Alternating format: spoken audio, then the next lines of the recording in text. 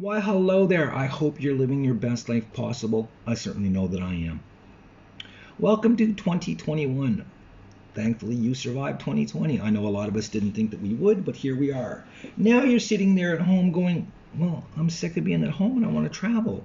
Where do you want to travel to? A lot of people want to come to Thailand. So how do you get to Thailand? Well, I'm going to walk you through the easy steps on how to get your STV, which is your special tourist visa that you need today to get to Thailand. Now, with the STV, they are only allowing people in who are willing to commit to staying for 90 days, okay? So if you can't stay for 90 days, don't bother trying to apply. Try to find some other type of visa that you can get in on, but I'm not sure if there are any that they're allowing right now. So essentially, this video is just for people who are looking at the STV visa here for Thailand. It's actually a very simple process, so please listen to me when I tell you this. Do not waste your money clicking on one of the ads for the Thailand visas. Do not use a company. You do not need one, especially these ones that call themselves the official Thai Visa Center, the official Thai Embassy Centers for visa applications. Do not use any of them. Trust me. I was able to do it, and if I can do it, you can do it too. I promise you that, okay? What you need to do first off is just go to the Thai embassy in your country on their website, okay? Do a simple Google search for it. Skip anything that says ad. Do not click on those. Go directly to the official Thai embassy website. On that website, there's a section for visas, application. Click it. It's going to give you a visa application form that you're going to fill out. It's also going to give you a quick guideline of all the things that you're going to need to get approved for your visa application. They're actually really simple, okay? Essentially, it comes down to this. You need to get your passport to the Thai embassy. If you're lucky enough to live in a city where there is a Thai embassy, fantastic. If not, I suggest this.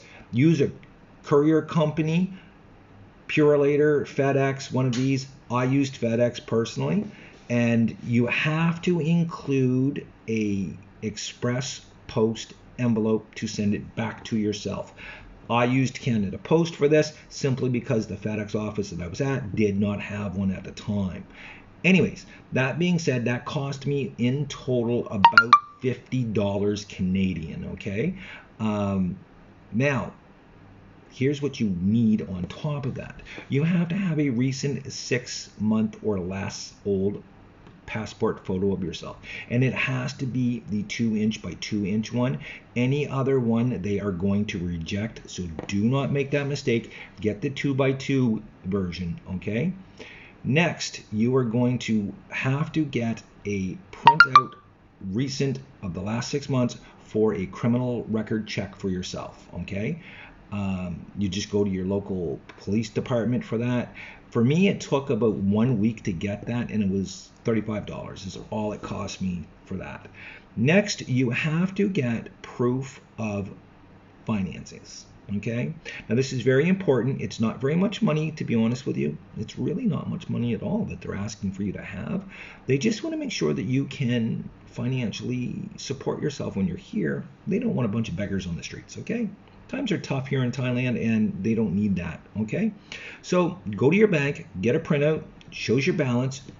You have to get them to stamp it and initial it, okay? Now, after you do that, then you have to get proof of medical insurance that you can be covered and that you are getting medical insurance. And it has to have a certain amount of COVID coverage. I believe it was 100,000 US in COVID coverage. I personally got 2 million in coverage just simply because that's what my company offered. Also, my insurance policy covers a bunch of different things. I've heard people getting for the first 90 days, I've heard people getting insurance as low as like $250. Mine worked out to be a little bit more than that, okay? After all of that, you package all of that up with this. You also have to get proof of booked reservations here in Thailand for the entire stay of your trip, okay? On top of your ASQ. Now your ASQ we will cover in another video, but this one is just to get your STV visa approved by Thailand. So you have to go on, you have to get reservations booked and paid for prior to getting your STV. Now, what I did was I used Airbnb simply because I wanted to stay in condos and houses. I didn't want to stay in hotels and stuff like this. So I was very specific when I was talking to people. Do you have a tax number that allows you to rent to foreigners? Yes, they did. They sent me the information. I packaged it together. I shot it off to the Thai embassy. It took approximately 1 week. I don't even think it took that long, to be honest with you, for me to get everything back. It was a nice, simple, easy process. And again, you do not have to pay a company to do it. If you follow those simple instructions, anybody can get this accomplished. As long as, like I said, you're not broken, you're not a degenerate criminal, you can actually come to Thailand pretty easy. Anyways, if this video was helpful to you in the least bit, please subscribe if you can. If you have any questions, feel free to ask me. I'm doing my best to answer every single comment back.